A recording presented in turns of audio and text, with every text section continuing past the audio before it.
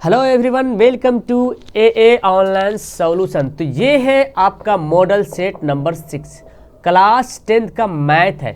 इससे पहले मैं आपको 5 सेट अपलोड कर दिया हूँ। अगर आप नहीं बनाए हो 5 सेट मैथ का तो जा करके ज़रूर देखें।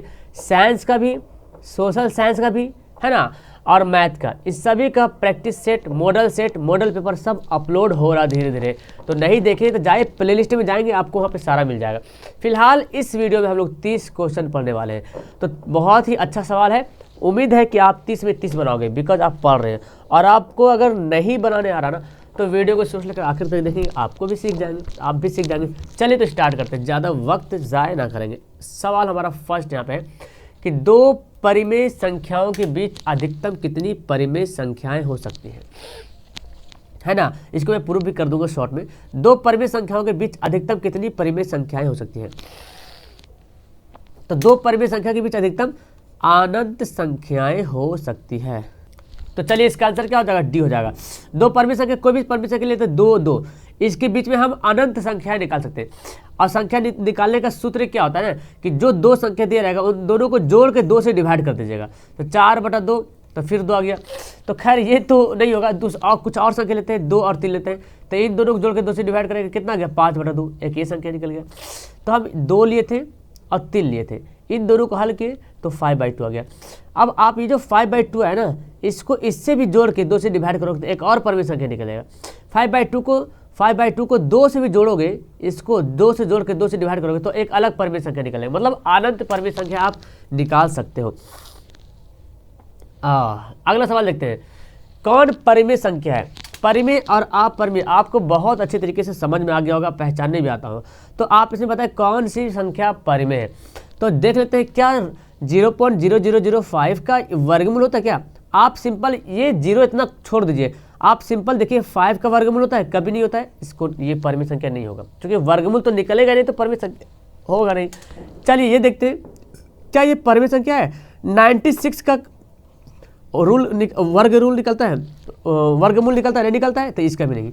यहाँ पे देखिए 5.2 यानी कि 52, 52 का वर्गमूल निकलता है, नहीं निकलता ना, तो इसका परिमेय संख्या नहीं होगा। तो आप यहाँ पे देखिए 626 यानी कि 6.2, 625 का वर्गमूल निकलता है ना 25, तो इसका जब निकालोगे तो आ जाएगा, तो यानी कि क्या है, ये है परिमेय संख्या। ठीक है, गजब का सवाल था। नेक्स्ट सवाल देखते हैं। यहाँ पे सवाल क्या बोलता है कि a² p² x² minus q² बराबर 0 है, तो इसका मूल क्या होगा। और बहुत ही अच्छे तरीके से आप इसको बना चुके हो कि इसका मूल कैसे निकालना है। हम मूल बोले तो x का वैल्यू निकालना है ना, a² p² x² minus q = 0। अब हमको x का वैल्यू निकालना है, तो पहले तो हम ये जो q² है इसको माइनस वाला को इधर भेज दें तो बन जाएगा प्लस q²। अब इन दोनों जो यहाँ पे इसको हटा देते हैं, यानी कि x² बराबर क्या हो जाएगा q² a² और p² हो जाएगा। ठीक है, अब अगर स्क्वायर को इधर भेज देंगे तो वर्गमूल चल जाएगा, है ना। स्क्वायर को इधर भेज देंगे यानी कि x से बराबर क्या हो जाएगा q² a² p² का वर्गमूल। और स्क्वायर से वर्गमूल क्या होता है, कट जाता है, तो q/AP देख रहे हैं। और प्लस माइनस में आता है, आपको पता है जब स्क्वायर को उधर भेजते हैं तो वर्गमूल में जाता है, तो पॉजिटिव और नेगेटिव दोनों तरीके से बन जाता है ना। तो यानी कि प्लस माइनस, आंसर हमारा क्या होगा, डी होगा। अगला सवाल देखें, बहुत ही मजेदार का सवाल है। ये दिया हुआ है, ऐसा सवाल आपको बहुत बार मिल सकता है। तो बोला जा रहा है कि इसका वैल्यू क्या होगा, इसका मान क्या होगा। अब इसको आप ट्रिक से बना सकते हैं, लेकिन आप नॉर्मल तरीके से बनाइए, जो नॉर्मल तरीके बनाने की कोशिश बनाइए, क्योंकि नॉर्मल से आपको समझ में आएगा। सबसे पहले हम मान लेते हैं कि x से बराबर ये जो दिया हुआ ना, ये जो √6 दिया हुआ है, √6 दिया हुआ है, ये अनंत तक दिया हुआ है, मतलब एकदम अनगिनत, जिंदगी भर क़यामत तक ऐसे जा रहा। अब ये बताइए कि क्या वैल्यू हो सकता है। तो मैंने इतना बड़ा क्या माना, x मान लिया। आप क्या करते हैं, अब करते हैं दोनों तरफ वर्ग करते हैं। क्या करते हैं, वर्ग करने पर, तो वर्ग कर देंगे तो क्या हो जाएगा, x² हो जाएगा। और वर्ग करेंगे तो एक वर्ग अगर इसको हम ऐसे कर दें, अगर इसको वर्ग कर दें तो ये जो x² हो गया, और इस स्क्वायर से रूट क्या हो जाएगा, ये वाला ऊपर वाला रूट क्या होगा, कैंसिल हो जाएगा। तो क्या बचेगा, 6 बचेगा, है ना। वर्ग कर देंगे तो वर्ग करेंगे तो ऊपर वाला रूट स्क्वायर से कैंसिल, बाकी ये सब नीचे वाला वैसे ही रहेगा। तो ये नीचे वाला ऐसे रह गया 6 + √6 जितना मर्जी उतना लिख दो, क्योंकि ये अनंत है, हम जहाँ तक भी लिख सकते हैं, कोई दिक्कत नहीं।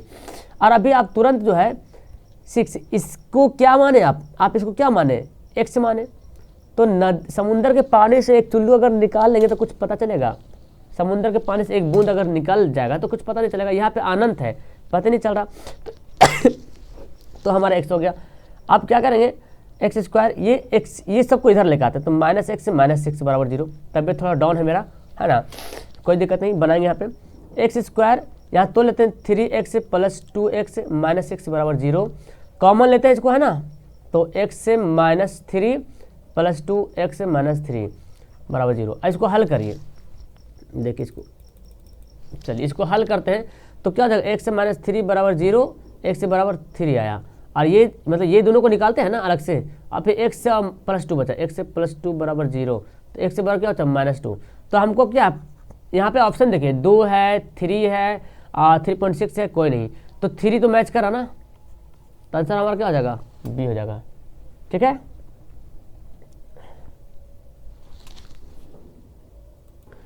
ओके, तो अगला सवाल पढ़ते हैं।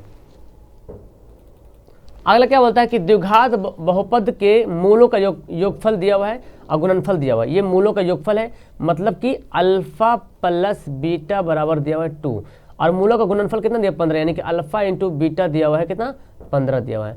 तो बोलता है कि द्विघात बहुपद निकालें, और द्विघात बहुपद निकालने का आपको पता है कैसे निकालते हैं, x square minus alpha plus beta x plus alpha into beta, यही होता है ना द्विघात बहुपद का सूत्र, तो यही होता है। तो चलिए, तो एक्स स्क्वायर हो गया माइनस अल्फा प्लस बीटा कितना आया, देखो 2 आया, तो हमने यहाँ पे लिख दिया 2x plus alpha into beta कितना आया 15। तो देख रहे ऑप्शन यहाँ पे मैच करेगा, एक्स स्क्वायर, यही आंसर हमारा सी हो जाएगा। अगला सवाल देखिए, ये सब सवाल ऐसे ही एग्जाम में आएगा, सवाल इम्तिहान में ऐसे ही पूछा जाएगा, ऐसा नहीं कि कुछ एडवांस सवाल आएगा, आपके सिलेबस का ही सवाल आएगा। मेरा काम यहाँ पे कि आपको रिवीजन करवाना है ना। संपाती रेखाओं के लिए कौन सा शर्त होता है, संपाती रेखा, संपाती बोलते हैं कि एक ही रेखा पर दूसरा रेखा जाता, एक ही लाइन पे दूसरा लाइन जाता, उसको बोलते हैं संपाती। मतलब एक ही लाइन पे दूसरा लाइन जा रहा, कि इसका मतलब क्या समझ रहे कि बहुत बार अनंत बार काट रहा है ना, यानी कि तीनों कंडीशन में क्या हो जाएगा, बराबर हो जाएगा, तीनों कंडीशन में क्या होगा, बराबर हो जाएगा। और देखो शुरू में, देखो ये देख रहे हैं शुरू में बराबर नहीं, ये क्या है, शुरू में बराबर नहीं, तो बोलते इसको केवल एक हल बोलते हैं, केवल एक हल, और इसका जो बनेगा प्रतिच्छेदी बनेगा, इसको बोलते हैं प्रतिच्छेदी ग्राफ में। और ये देख रहे हैं शुरू में बराबर हो गया, अब लास्ट में बराबर नहीं हुआ, तो इसको बोलते हैं कोई हल नहीं, कोई हल नहीं, कोई हल नहीं, इसका क्या बनेगा, समांतर बनेगा ग्राफ। अगला सवाल पढ़ते हैं, x+3, x+4, x+6, x+7 तथा x+12 का समांतर माध्य निकाले। समांतर माध्य कैसे निकालते हैं, है ना, बहुत इजी सवाल है, कैसे बनाएंगे, चलिए बनाना शुरू कीजिए। तो माध्य निकालने का फॉर्मूला जानते हैं ना, क्या होता है, सभी को जोड़ दीजिएगा और जितना संख्या हो उससे डिवाइड कर दीजिएगा। तो यानी कि x+3 हो जाएगा, x+4 हो जाएगा, x+6 हो जाएगा, x+10 हो जाएगा, x+12 हो जाएगा। ठीक है, बाई कितना पीस है, 1 2 3 4 5 है, लिख देते हैं यहाँ पे। आप आंसर इसको मत टिक करना, ठीक है, ध्यान से पहले बनाओ, 1x 2x 3x 4x 5x 5x plus, अब जोड़ो यहाँ पे कितना है, 6 4 10 10 10 20 और 20 20 12 कितना हो गया, 32 और 3 35। ध्यान से बनाएंगे तो हम थोड़ा क्वेश्चन को हल्का से मॉडरेट कर देते हैं, और कुछ मॉडरेट क्या रहेगा, बस आपको ध्यान थोड़ा लगाने की जरूरत पड़ती है ना। हालांकि सवाल आपको ये मिलेगा 35 इस तरह का ऑप्शन मिलेगा, पहले जो सवाल है इसमें कुछ मैं चेंज कर दिया हूँ, ठीक है। तो आपको बनाने की जरूरत है, ऐसा नहीं कि बस याद है रट गए ये कर दिए, रटना नहीं मैथ के सवाल को, ठीक है। यहाँ पे जो दे रहा है ये बोलता है कि एपी कौन नहीं है, तो खैर तो बड़ा ईजी है। एपी जानने के लिए क्या करना है, दोनों का डिफरेंट देखिए कितना डिफरेंट है, यहाँ पे 6 का, यहाँ कितना डिफरेंट है 6 का, यहाँ कितना डिफरेंट 6 का, तो यानी कि एपी में है। चलिए इसको देखते हैं, यहाँ कितना डिफरेंट 3 का, यहाँ भी 3 का, यहाँ भी 3 का है। यहाँ पे देखते हैं कैसे डिफरेंट कैसे पता करते हैं, डिफरेंट पता करते हैं, इसको घटाते हैं, हो सकता है माइनस प्लस भी आ सकता है, ठीक है। तो खाली हम तो शॉर्ट में बोल दिए, यहाँ पे माइनस प्लस भी देखना है। तो देखिए 1 में से 3 घटाएंगे तो कितना आ गया, -2 आ गया। अभी देखो -1 में से 1 घटाएंगे, -1 में से 1 घटाएंगे तो -2 हो गया। -3 में से -1 घटाएंगे, घटाना है, -1 घटाना है तो माइनस प्लस, घटाने का मतलब क्या समझ रहे हैं, माइनस प्लस हो जाएगा, तो ये मतलब है। और ये अगर बनाते हैं ये, तो देखिए 2 में से घटाना कितना, -2 घटाना है तो माइनस प्लस, यानी कि कितना गया 4 आ गया। अच्छा इसको घटाइए तो 2 -2 है और घटाएंगे कितना +2, तो प्लस माइनस माइनस, देखिए ये 4 प्लस में 4 माइनस में, यानी कि यही है जो एपी में नहीं है। अगला सवाल बोलता है कि लगातार प्राकृतिक संख्याओं का योग क्या होगा। लगातार n लगातार प्राकृतिक संख्या, हालांकि प्रथम होना चाहिए था, ठीक है, प्रथम n लगातार प्राकृतिक संख्याओं का योग क्या होता है। तो प्रथम n लगातार प्राकृतिक संख्या का योग होता है n × n+1/2। क्या होता है n × n+1/2 प्राकृतिक संख्या। और अगर आप उसे बोल दें लगातार सम संख्या का योग, सम संख्या, तो ये फॉर्मूला यूज करेंगे n × n+1, ठीक है। और अगर आपसे विषम संख्या बोल दिया जाए, विषम संख्या, तो n का स्क्वायर कर दीजिएगा। जैसे कि मान लीजिए कि 2 1 3 5, अब बोले इसका योग निकालिए, तो ऐसे तो छोटा सा गिन लेते ना, 3 1 4 5 4, 3 1 4 5 4 9, लेकिन हमको अगर इसको इस फॉर्मूले पे सेट करेंगे, कितना है 1 2 3 पीस है, यही n है, 3 पीस है ना, तो 3 का स्क्वायर कितना हो गया 9, योग आ रहा। इस तरह आप सम में भी निकाल सकते हैं, आप दोनों भी निकाल सकते हैं, प्राकृतिक संख्या भी निकाल सकते हैं और सम संख्या भी। अगला सवाल है कि ए बी सी एक समांतर श्रेणी में है, तो बी का वैल्यू निकालिए, बी का वैल्यू कितना होगा। तो समांतर श्रेणी में पहले बोल दे कि समांतर श्रेणी में है, ठीक है, तो कैसे निकालेंगे, b - a करेंगे, d निकालेंगे, d निकालते हैं, b - a घटाते हैं, और इधर से निकालेंगे तो c - b, और दोनों क्या है समांतर श्रेणी में।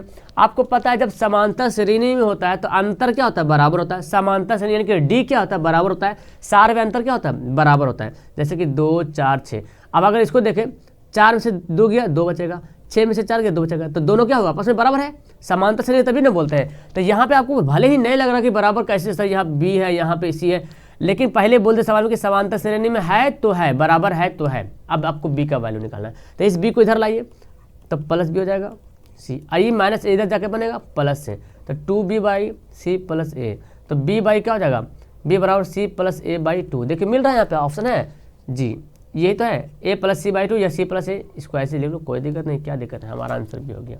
चलिए ये दिया हुआ द्विघात दिया हुआ अल्फा बीटा, और ये दिया हुआ, तो बोलता है alpha square plus beta square का वैल्यू क्या होगा। Alpha square plus beta square का वैल्यू आपको पता होना चाहिए कि alpha square plus beta square का वैल्यू क्या होता है। इसका फॉर्मूला पता होना चाहिए, a square plus B square, a square plus B square का फॉर्मूला होता है a + b का होल स्क्वायर माइनस 2ab। ये याद कर लीजिए फॉर्मूला। तो हम यहाँ पे करेंगे अल्फा प्लस बीटा का whole square minus 2 alpha beta, है ना, इस फॉर्मूला पे सेटिंग। तो अल्फा प्लस बीटा क्या होता है फॉर्मूला, -b/a होता है ना। अब अल्फा इंटू बीटा क्या होता है, c/a। चलिए तो b/a, b कितना हमारा देखिए 3 है माइनस में, और यहाँ भी देखिए ऑलरेडी माइनस है, तो माइनस माइनस +3, और a का वैल्यू कितना 1 है, तो 1 लिखो या ना लिखो कोई बात नहीं। c/a, c कितना है 5 है, a का वैल्यू कितना है, ये भी 1 है। चलिए तो 3 3 9, 3 का स्क्वायर 9 और 5 दूना 10, कितना गया -1 आ जाएगा ना, -1, तो हमारा आंसर क्या हो जाएगा, c हो जाएगा। क्लियर है। अगला सवाल देखिए, सवाल बड़े मज़ेदार का है, बस देखने की जरूरत है कि कैसे बना है सवाल, कैसे बनाया जाएगा इस सवाल को, ठीक है।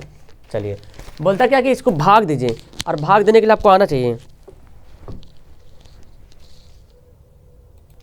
तो भाग देना आपको आना चाहिए, है ना। कैसे भाग देते हैं देखिए, x + 2 ऐसे लिखेंगे, और ये लिखते हैं यहाँ पे 2x² + 3x + 1, इसको भाग दे दीजिएगा। तो भाग देने का तरीका क्या है, ये जो x है ना, ये बस यही देखना शुरू वाला, इसको नहीं देखना, इसको देखना पहले। इस x को कितना से गुना करें कि x² आ जाए, बाकी तो 2 है तो हमको 2 लिखना पड़ेगा यहाँ पे। अब प्लस प्लस, यहाँ भी प्लस, यहाँ भी निशान, यहाँ भी निशान से गुना करके यहाँ लिखेंगे, तो प्लस प्लस प्लस, तो 2 से गुना करेंगे तो 2 आ जाएगा, और x² यहाँ पे एक ही x है, तो हमको यहाँ पे x लिखना पड़ेगा तब ना होगा। देखो इसको गुना करेंगे, इसको देखिए मेरा पेन जा रहा है, यहाँ गुना करेंगे तो क्या हो 2x², तो आगे 2x²। फिर देखो अब जो है इसके बाद जो संख्या रहेगा, इस 2 को इससे गुना कर देना है, 2 दूना 4x। उसके बाद क्या करते हैं, निशान चेंज करते हैं, है ना, साइन चेंज करते हैं, प्लस है तो माइनस, ये प्लस में माइनस कट जाएगा, कितना बचेगा -x + 1। अब हमको क्या करना है, फिर हमको लाना है क्या, कितना लाना है, x लाना है। तो यहाँ पे देखो प्लस है, यहाँ पे क्या है माइनस, प्लस माइनस माइनस। अब हमको x लाने के लिए क्या करेंगे, इस x को 1 से गुना करेंगे तो आ जाएगा, क्योंकि x को 1 से गुना करेंगे तो -x आ जाएगा, प्लस माइनस माइनस। आज देखो प्लस माइनस, फिर 2 से गुना करेंगे, फिर वही कंडीशन 2 से जो बचेगा 2 एकम 2, प्लस माइनस माइनस 2 एकम 2, ये प्लस हो जाएगा, ये माइनस भी बन जाएगा, प्लस कट गया, कितना गया 2 3 2 1 3 हो गया ना। आंसर हमारा क्या हो जाएगा, इसका सी हो जाएगा राइट आंसर। चलिए अगला सवाल बोलता है कि क्षेत्रफल निकालिए, त्रिभुज का क्षेत्रफल। जानते हैं त्रिभुज का क्षेत्रफल बनाने के लिए बहुत ईजी सा सवाल है यहाँ पे, कैसे निकलते 1/2 x1 1 2 3 बहुत दिन हो गए मैथ को पढ़ाए, इस सवाल को हल किया। 1 2 3 2 3 1, इसलिए रिवीजन करते रहिए नहीं तो भूल जाइएगा। 3 1 2 रिवीजन में डिवीजन है, पता है ना आपको। तो अच्छा यहाँ पे बात कीजिए, एक ये हमारा x1 है, ये y1 है, ये x2 है, ये y2 है, ये x3 है, y3 है। अब देखिए x1 कितना है 0 है, x2 कितना है 0 है, x1 हमारा 0 है। तो अगर x1 की जगह पे हम 0 बैठा देंगे और यहाँ पे कोई भी संख्या आ जाए तो सब क्या आ जाएगा, सब 0 हो जाएगा, ज़्यादा लिखने की जरूरत नहीं है, सब 0 हो जाएगा। x2 कितना है 0 है, तो x2 अगर हम 0 रख दें और यहाँ पे कुछ भी संख्या आ जाए तो ये दोनों को सब क्या होगा, सबको सब 0 हो जाएगा। बचा हमारा ये, तो क्यों ना हम उसी को लिखते हैं, है ना, लंबा बनाना से अच्छा है ना, यहाँ पे उसी को लिख लेते हैं। x3 कितना है, देखिए 3 है, y1 कितना है 1 है, y2 कितना है 5 है, तो कितना आ गया करके -4 चरतिया -12, तो यहाँ पे क्या आ जाएगा -12/2, 2 छक 12 -6। क्षेत्रफल माइनस में नहीं होता, प्लस में ही होता है, ठीक है, इसलिए हम यहाँ पे 6 टिकट करेंगे। क्लियर है। अगला सवाल है, अगला सवाल क्या बोलता है, अगला यहाँ पे सवाल बोलता है कि 2√3 -√2 किस पाद में स्थित है। तो आप ये ग्राफ पढ़े होंगे ना, ये first quadrant, second quadrant, third quadrant, चतुर्थ, पहला चतुर्थांश, दूसरा चतुर्थांश, ऐसे सवाल पूछता है आपसे। ये प्लस प्लस होता है, ये क्या होता है, देखो ये एक्स वाला है तो प्लस में, ये वाई वाला प्लस में, ऊपर ऊपर प्लस, ये माइनस, ये माइनस, तो ये प्लस प्लस, यहाँ क्या हो गया माइनस प्लस, ये माइनस माइनस, और ये क्या होगा प्लस माइनस। देखिए हमको आपको सिर्फ निशान देखना है, प्लस माइनस, तो कहाँ आ रहा प्लस माइनस, कहाँ जा रहा, चौथा में जा रहा, चतुर्थ, आंसर हमारा डी हो गया। अगला सवाल है, अगला सवाल यहाँ पे बोलता है कि वाई अक्ष पर स्थित किसी बिंदु का निर्देशांक क्या होगा। तो वाई अक्ष पर स्थित है ना, वाई अक्ष पर तो स्थित है, हमको एक्स पता ही नहीं है, वाई अक्ष पर लेकिन स्थित है, कुछ ना कुछ तो नंबरिंग होगा, और वाई अक्ष पे 1 2 3, तो मान लेते कहीं ना कहीं होगा, कुछ भी होगा, लेकिन एक से नहीं पता हमको, तो एक से 0 ही होगा, है ना, यानी कि वाई 0। क्या आंसर हो गया, ये हो गया। अगला सवाल बोलता क्या है कि त्रिभुज का केंद्रक प्रत्येक माध्यिका को किस अनुपात में विभाजित करता है। बहुत इंपॉर्टेंट सवाल है। इस तरह से त्रिभुज का आपका केंद्रक है, यहाँ देखिए केंद्रक कैसे बनता है, ये देखिए, ये जो बना ना, ये बना आपका केंद्रक। तो बोलता क्या कि त्रिभुज का जो केंद्रक है माध्यिका को किस अनुपात में विभाजित करता है। तो ये माध्यिका हमारा बीच में, तो केंद्रक जो होता है 2:1 के अनुपात में विभाजित करता है, 2:1 के अनुपात में, 1-2 नहीं बल्कि 2:1 के अनुपात में विभाजित करता है। अगला सवाल है, बिंदु दिया हुआ है, इसकी बीच की दूरी निकालना है।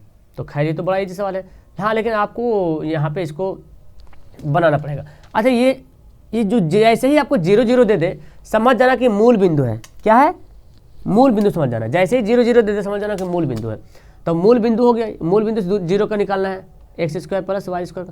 अब x1 - x2 का होल स्क्वायर, y1 - y2 का होल स्क्वायर, ऐसे ही बनाओगे तो आंसर हमारा आ जाएगा 36 का स्क्वायर प्लस 15 का स्क्वायर। 36 का स्क्वायर होता है 1296, 15 का 225, जो दे 5 4 9, सॉरी 6 5 11, 9 2 11 12, 2 2 4 1 5, 15 21। अब 15 21 है 39 का वर्ग, कितना आंसर हो गया, बी हो जाएगा। क्लियर है। चलिए सवाल आपसे बन जाना चाहिए।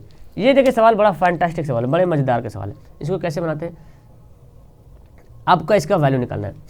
यहाँ पे देखिए 7 sin स्क्वायर है।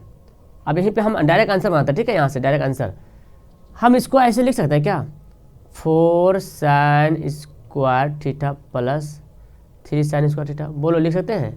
क्यों, क्योंकि जोड़ने 4 sin स्क्वायर 3 sin स्क्वायर जुड़ के तो 7 हुआ है ना, और यहाँ पे 3 cos स्क्वायर थीटा बराबर 4। तो देखो ये आपको क्या करेंगे, यहाँ पे 4 sin स्क्वायर थीटा प्लस, यहाँ पे 3 लिखते हैं। ये किसका फॉर्मूला, हम देखो हम 3 कॉमन लेते हैं, ठीक है, तो sin square theta plus cos square theta बराबर 4। तो इसका फॉर्मूला क्या होता है, 1 होता है। हम यहाँ पे 3 कॉमन निकाले हैं, तो 4 sin स्क्वायर थीटा प्लस 3 × 1 बराबर 4, ठीक है। अब क्या हुआ, देखो 4 sin स्क्वायर थीटा बराबर 4 - 3, यानी कि sin स्क्वायर थीटा बराबर क्या बचा 1, और ये 4 नीचे आ जाएगा। तो sin बराबर क्या होता है, लंब बटा कर्ण। तो ये लंब है, ये कर्ण है, यानी कि वो P है ना, ये P है, ये P है, ये H है, तो हमको B निकालना पड़ेगा। तो B कैसे निकालेंगे, तो कैसे निकालते हैं भी, आराम से अच्छा स्क्वायर भी आना, देखो साइन स्क्वायर भी, तो एक काम तो हम भूल ही गए, साइन स्क्वायर, तो इसको स्क्वायर भी बना लेते हैं। तो साइन स्क्वायर हम देखो यहाँ पर आते हैं, तो साइन थीटा, अगर स्क्वायर को इधर भेजेंगे तो वर्गमूल बन जाएगा, 1/4 का वर्गमूल बन जाएगा, तो 1/2 बचेगा, 1/2। तो p हमारा 1 हो जाएगा, ये क्या हमारा p है, और ये 2 क्या है, ये हमारा h है। तो b निकालेंगे कैसे, 2 का स्क्वायर माइनस 1 का स्क्वायर, 2 दूना 4 माइनस 1 √3 आ गया, ठीक है। अब इसको देखो, अब इसका वैल्यू बैठाते हैं, तो सेक का वैल्यू क्या होता है,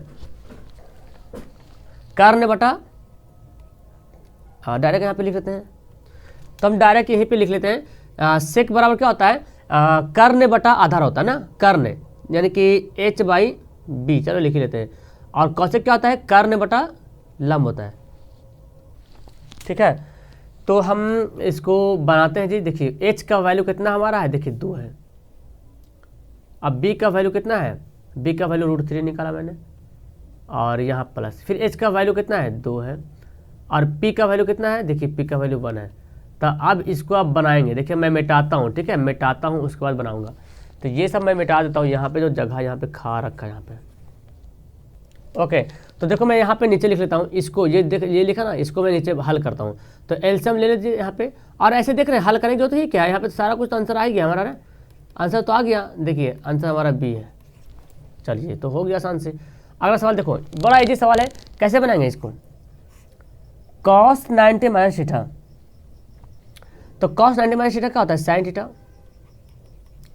और cos 90 माइनस थीटा क्या होता है, साइन थीटा। यहाँ पे थीटा यहाँ पे ए है, इसको क्या मैं लिख सकता हूँ, साइन स्क्वायर ए। तो बड़ा इजी ही सवाल था, आंसर डी हो गया। अगला सवाल पढ़ते हैं, ये देखिए सवाल दिया हुआ है, अब इसको हल करना है, इसका वैल्यू निकालना है। त्रिकोणमिति से मैं यहाँ 4-5 सवाल दिया हूँ, ये कैसे हल करेंगे, तो ऑप्शन से आप देखेंगे, ऑप्शन यहाँ पे देखेंगे तो कुछ मैच करेगा। चलिए तो अब किसी को एक को चेंज कर दो, किसी एक को चेंज कर लो, इसको चेंज करो, इसको चेंज करो, तो बहुत सा बंदे इसको टिक लगा देंगे, बहुत सा बंदा इसको टिक लगा, लेकिन मेरे ख्याल से ये दोनों आंसर गलत हो जाएगा। तो ये इसको चेंज करते हैं, cos 90 स्क्वायर है, cos 90 माइनस 47 लिख सकते हैं, और ये क्या है, ये आपका साइन स्क्वायर 47 ऐसे रहने देते हैं। ये क्या फॉर्मूला होता है, साइन स्क्वायर 47, और ये माइनस आ गया साइन स्क्वायर 47, तो कट जाएगा ना, क्या जाएगा, कट जाएगा, फिर तो 0 बचेगा हमारा, जब कट जाएगा तो 0 बचेगा। चलिए अगला सवाल पढ़ते हैं, यहाँ पे सवाल दिया हुआ है, देखिए अब कुछ ऐसा सवाल है जो इसको हल करना बहुत ज़रूरी है। अब बंदा इसको कोई रट जाए तो भाई तो बड़ा रोबोट फेल हो जाएगा, अगर कोई रट जाएगा इसको। तो कैसे बनाएंगे इसको, तो देखिए हम ये सेक है ना, सेक tan, इसको हम चेंज करते हैं। सेक को क्या लिख सकता हूँ मैं, 1/cos, और tan को क्या लिखेंगे, sin/cos थीटा। आई इसको ये बेचारा 1 माइनस साइन थीटा को ऐसे रहने दीजिए, थीटा जहाँ पे यहाँ पे ए है, चलो हम थीटा ही रहने देते, थीटा लिख दिया, आदत है थीटा लिखने की। तो क्या हो जाएगा, यहाँ पे cos थीटा अगर एलसीएम ले लेंगे तो 1 प्लस साइन थीटा बचेगा, ठीक है। और यहाँ पे क्या है, 1 माइनस साइन थीटा। देखो a plus B A minus B, ये गुना ही तो है ना, नीचे तो बटा 1 है, a plus B A minus B क्या होता है, A square minus B square, है ना। देखो a plus B A minus B, A हमारा 1, यहाँ भी 1, बी हमारा साइन थीटा, यहाँ भी साइन थीटा, ए स्क्वायर माइनस बी स्क्वायर मतलब 1 माइनस साइन स्क्वायर थीटा। तो 1 का स्क्वायर लिखने की तो जरूरत ही नहीं है, क्योंकि 1 का स्क्वायर तो 1 ही होता है, A square minus B square, और यहाँ पे क्या है, cos theta. 1 minus sine square का फॉर्मूला क्या होता है, cos स्क्वायर थीटा, है ना। 1 माइनस साइन स्क्वायर बराबर cos स्क्वायर, और यहाँ पे cos थीटा। तो स्क्वायर से एक तो cos कट जाएगा, यहाँ पे 2 cos ऊपर में, यहाँ पे एक ही cos, तो एक तो cos कटेगा तो बचेगा 1 cos, यानी कि cos a। थीटा मैं यहाँ पे लिख दिया हूँ, आप a लिखिएगा, आंसर क्या हो गया, डी हो गया इसका राइट आंसर। चलिए इसको देखिए बढ़ाइए, ये भी बड़ा आसान सा सवाल है। तो यहाँ पे हम क्या करेंगे, जब भी ऐसा सवाल आता है ना, तो आप यहाँ पे पहले देख लीजिए कि 1 माइनस cos थीटा कोई फॉर्मूला आ रहा कि नहीं आ रहा। अगर 1 माइनस cos स्क्वायर थीटा आता तो हम कुछ फॉर्मूला इसको यूज करते, ठीक है, लेकिन ऐसा है नहीं, तो इसको परमेयीकरण करते, 1 माइनस cos थीटा, और नीचे भी 1 माइनस cos थीटा। परमेयीकरण कैसे करते, 1 plus cos theta, 1 plus cos theta, इधर ओवर रूट, ठीक है पूरा। तो ये देखिए पूरा का ओवर रूट है, ए plus B A minus B, है ना formula, A plus B A minus B क्या होता है, A square minus B square, A square minus B square. तो हम 1 का स्क्वायर नहीं लिखा हूँ। अच्छा देखिए यहाँ पे आपका क्या हो गया, अच्छा दोनों माइनस में है ना, दोनों माइनस में है, तो मुझे लग रहा है ये सवाल में गड़बड़ है।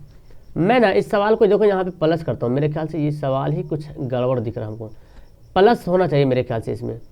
अच्छा यहाँ पे नीचे प्लस करते हैं, शायद एक सवाल गड़बड़ लग रहा है, तो प्लस करेंगे तो ये तो माइनस बन जाएगा, ये पूरा माइनस बन जाएगा, ये भी माइनस और ये भी माइनस, ठीक है। तो यहाँ पे 1 माइनस कॉस का होल स्क्वायर बन जाएगा, 2 मिलेगा। और यहाँ पे देखो ए यहाँ पे प्लस है, क्योंकि ये प्लस में लिया तो ए plus B A minus B यहाँ होगा ए स्क्वायर माइनस बी स्क्वायर, यही होना चाहिए मेरे ख्याल से को ओवर रूट। तो देखिए 1 माइनस कॉस स्क्वायर है ना, इसको ऐसे रहने दो, 1 माइनस कॉस थीटा का होल स्क्वायर है, और ये किसका फॉर्मूला है, साइन स्क्वायर थीटा का फॉर्मूला है। अब क्या करते हैं इसको हम कुछ नहीं करेंगे, या स्क्वायर हम एक जगह कर लेते हैं, इसको नीचे कर दूँगा थोड़ा सा यहाँ देखें 1 माइनस कॉस थीटा और ये क्या है साइन थीटा का होल स्क्वायर कर लेता हूँ ओवर रूट। स्क्वायर से ओवर रूट क्या होता है, कट जाता है। अब देखो 1 बाई साइन, हम इसको अलग अलग करेंगे, 1 by sine theta minus cos by sine theta. तो देखिए 1 बाई साइन क्या होता है, कॉसेक थीटा, और कॉस बाई साइन क्या होता है, cos by sine cot theta होता है। तो हमारा आंसर आ गया। अगर आप यहाँ पे माइनस नहीं करते, अगर यहाँ पे प्लस नहीं करते, माइनस, अगर माइनस ही रहने देते, मतलब जो सवाल पहले था 1 minus cos theta by 1 minus cos theta, तो इसको बनाने की जरूरत ही नहीं था, कट के 1 हमारा हो जाता है ना, इसलिए सवाल वहाँ पे माइनस होगा, माइनस गया तो क्या होगा, नीचे में प्लस होगा, ठीक है। चलिए अगला सवाल यहाँ पे देखते हैं। तो चलिए अगला सवाल पढ़ते हैं, ज़्यादा सवाल नहीं, 30 सवाल यहाँ पे है। यहाँ पे पूरा tan इसके बराबर tan a प्लस बी बराबर 1√3 और tan a माइनस बी बराबर √3। तो क्या करेंगे, आप जानते हैं ना ये जो √3 वैल्यू दिया हुआ है, ये √3 किसके बराबर है, तो आप बोलेंगे सर ये तो tan 60 डिग्री के बराबर है। हाँ, तो tan गया काम से, क्या बचेगा, a प्लस बी बराबर 60 डिग्री।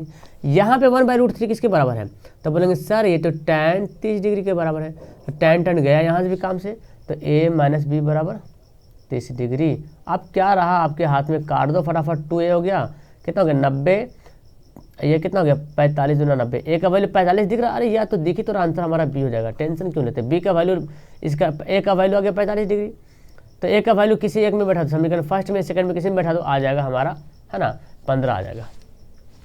देख लेते बना करके आता कि नहीं आता है।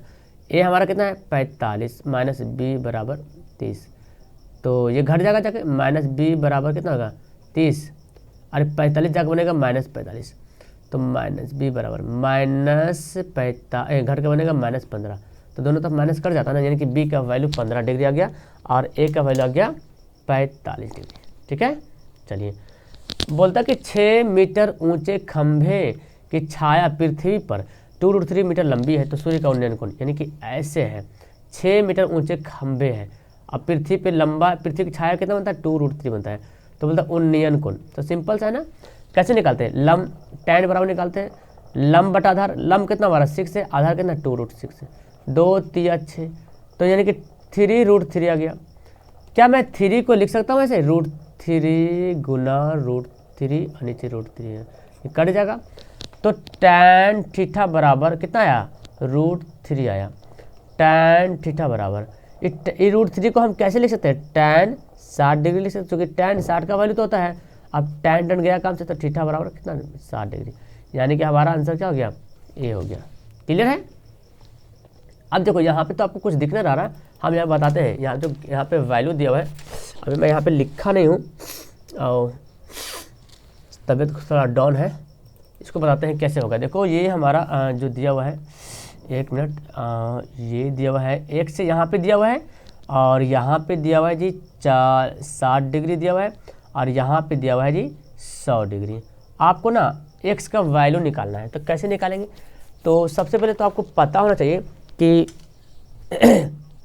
जो बाहर वाला कोण होता है उसके सम्मुख जो 2 कोण होता है ना, उन दोनों का योग के बराबर होता है। जो बाहर वाला जो कोण होता है, ये कोण जो है, ये इसके सम्मुख जो कोण है दोनों, इसके कोण के दोनों कोण के क्या होता है, बराबर होता है। यानी कि इसको मैं कुछ मान लेता हूँ, यहाँ पे मान लेता हूँ y मान लेता हूँ, तो पता क्या चल रहा है कि 60 प्लस y किसके बराबर है, 100 डिग्री के बराबर है ना, 100 डिग्री के बराबर है, तो y का वैल्यू कितना आ जाएगा, 100 माइनस 60 कितना आ गया, 40 आ गया, यानी कि ये y का वैल्यू कितना आ गया, 40 आ गया। अब ये जो बना ना, ये एक रैखिक युग्म बन गया है ना, रैखिक युग्म जानते हैं ना, रैखिक युग्म, इधर x से इधर y है, इसका वैल्यू हमको पता है 40 डिग्री। आपको ये पता होता है कि रैखिक युग्म पर 180 डिग्री का कोण बनता है। रैखिक युग्म में ये पूरा कितना डिग्री कोण बनेगा, आप बनाते हैं ना वृत्त ऐसे, तो कितना डिग्री बनता है, 180 डिग्री बनता है। तो इधर हो गया 40, इधर खुद 40 हो गया, तो इधर कितना बचेगा, तो बोलेंगे सर 140 डिग्री बचेगा, क्योंकि 180 में से 40 घटाइएगा तो क्या बचेगा, 140 डिग्री। क्लियर है, समझ में आया आपको, 140 डिग्री। चलिए अगला सवाल पढ़ते हैं। ये भी सवाल देखो दिया हुआ है, इसको मैं बताता हूँ कैसे बनाना है। यहाँ पे इसका वैल्यू दिया हुआ है और L और M आपस में क्या है, समांतर है। देखिए ये है L और ये M समांतर है, ठीक है। यहाँ पे ये कोण दिया हुआ 3D प्लस 50 डिग्री, और 3D मूवी वाला नहीं, 3D है ये, 2D यहाँ पे 2D प्लस 20 डिग्री, ठीक है। अब बोलता है कि D का वैल्यू निकालिए। आपको एक पता होना चाहिए एक बात, कि जब दो समांतर रेखाएं, जब दो समांतर रेखा को एक दूसरी एक तिरछी रेखा प्रतिच्छेद करती है, तो ये जो कोण बना ना, ये कोण और ये कोण, इसको बोलते हैं इसको बोलते हैं संगत कोण, अंतः कोण बोलेंगे। क्या बोलेंगे, अंतः कोण बोलेंगे। क्या बोलेंगे, अंतः कोण, या अंतः एकांतर बोलेंगे। क्या बोलेंगे, अंतः एकांतर कोण। तो इन दोनों कोण का जो जोड़ होगा ना, एकांतर कोण तो नहीं बोलेंगे, एकांतर कोण सॉरी, तो इधर होता है, उल्टा होता है। ये जो दो कोण बन रहा, इन दोनों कोण का योग 180 डिग्री होता है, ये जानिए। हालांकि एकांतर कोण देखिए, ये कोण और ये कोण एकांतर कोण कहलाता है। सॉरी मैं क्या बोल रहा हूँ, ये कोण और ये कोण बनता है एकांतर कोण, ठीक है। ये वाला कोण, ये वाला कोण, और इधर वाला कोण, इधर वाला बनता है संगत कोण। तो यहाँ पे जो ऐसे कोण बना ना, तो देख रहे एक एक डिग्री पे झुका हुआ, जितना डिग्री पे झुका हुआ उतना ही पे झुका हुआ है, क्योंकि समांतर है। तो इन दोनों कोण का जोड़ 180 होगा, मतलब कि 3D plus 50 plus 2D plus 20, ये जोड़ के कितना होगा, 180 डिग्री। अब देखिए 3D 2D कितना, 5D हो गया, और 180, ये 50 और 20 कितना हो गया, 70, घट जाएगा जाके, 5D बराबर कितना हो जाएगा, 110। तो 22 बचे, D का वैल्यू कितना गया, 22 डिग्री। ठीक, क्लियर है। चलिए, कौन घटना नहीं हो सकती, प्रायिकता तो बहुत ईजी सवाल है, इनमें से प्रायिकता कौन सी घटना प्रायिकता नहीं हो सकती है। तो देखिए इसका आंसर क्या होगा। प्रायिकता मतलब क्या होता है, एक 0 से बड़ा हो जाए, 0 हो जाए या 0 से बड़ा हो जाए, 1 हो जाए या 1 से छोटा हो जाए। तो ये तो 0 से बड़ा है, 1 से छोटा है, यानी कि ये है प्रायिकता। ये भी 0 से बड़ा है, 1 से छोटा है, ये है प्रायिकता।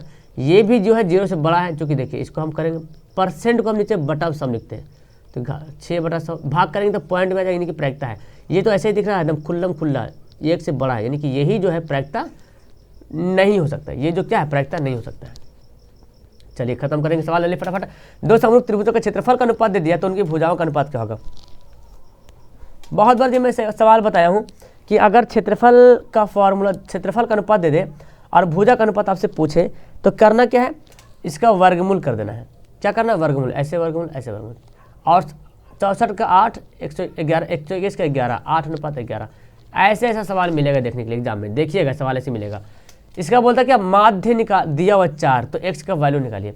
x 3, 4, 5 का माध्य 4 होता है, x का वैल्यू। तो माध्य बराबर क्या होता है, माध्य बराबर होता है क्या, कि x से +3 +4 +5 जितना दिया हो ना, इन सबको जोड़ दीजिए। और कितना संख्या, 4 संख्या, तो 4 से भाग कर दीजिए। कितना माध्य दिया हो, यहाँ पे माध्य दिया हो 4, तो 4 चौक 16, 1 से प्लस कितना हो जाएगा, 4 3 7 7 5 12, तो 1 से 12 कितना हो जाएगा, 16 - 12, यानी कि 4। आगे भी उम्मीद है कि आप सभी लोग इसको बना लिए होंगे। चलिए, और आखिरी सवाल आपके सामने है। एक पासे को फेंकने पे 2 या 3 से विभाज्य संख्या प्राप्त होने की क्या प्रायिकता। 2 या 3 के मतलब हुआ कि 2 आए या 3 आए, मतलब कि दोनों आ सकता है ना। 2 या 3 का मतलब वही हुआ ना, 2 या 3, मैं या तुम, मतलब कभी मैं कभी तुम। अब किस टाइम हम है किस टाइम तुम पता नहीं चलेगा। तो 2 या 3 मतलब 2 हो या 3 हो, और उन दोनों से विभाजित हो जाए, उसकी प्रायिकता क्या होगा। यानी कि 5 से फेंकते तो 1 2 3 4 5 6 आता है। तो 2 से भी विभाज्य होने वाला और 3 से विभाजित, दोनों को मिला के निकालना है। या के मतलब समझ लें कि दोनों को मिला करके निकालना है। तो 2 से तो 2 भी कट रहा, 3 से तो 3 भी कट रहा, 4 2 से कट रहा, और 6 कट रहा, 3 से भी कट रहा, 2 से कट रहा। तो कितना संख्या, 1 2 3 4 संख्या हो, 4/6, 2/3 आ गया। 2/3 हमारा आंसर सही हो गया। ठीक है, तो आपका यहाँ पे कितना सवाल हो गया, 30 सवाल मैं यहाँ पे सोल्व करा दिया हूँ। और 30 सवाल में कितना आंसर लगाए हो आप, कितना आपका आंसर आया, सवाल कितना सही बनाए हो, मुझे कमेंट जरूर कीजिएगा, ठीक है। वीडियो को हम फिलहाल करूँगा लास्ट। अच्छी लगी वीडियो तो लाइक कर देना, अपने दोस्तों को शेयर करना। Okay bye, that's all, thank you everyone, have a nice day.